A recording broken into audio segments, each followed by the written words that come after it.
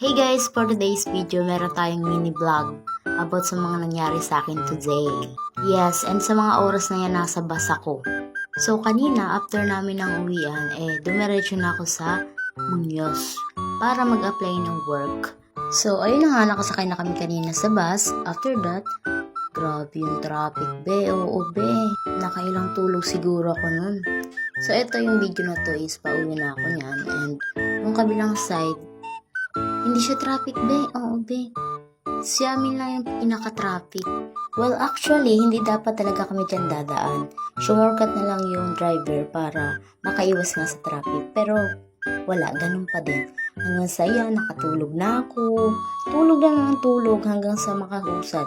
Nakakausad man yung bus, hindi naman tuloy-tuloy. Mas lamang yung hintube kaysa sa usad. Oo.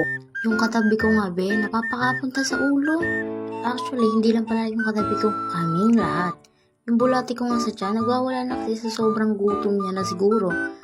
Ayun, kinakausap ko lang yung sarili ko, sabi ko, magantay kayo, babawi tayo pagka-uwi.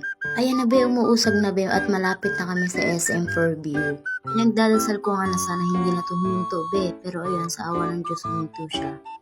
Ay, hindi, charot. Well, ayan, dyan sa mga oras na yan, malapit na kami. Malapit sa katotohanan ng makakauwi na ako at makakakain na ako, be. Yung traffic na yan, kung makikita nyo, hindi yan, may stoplight lang talaga dyan. So, yun lang for today's video. Bye-bye!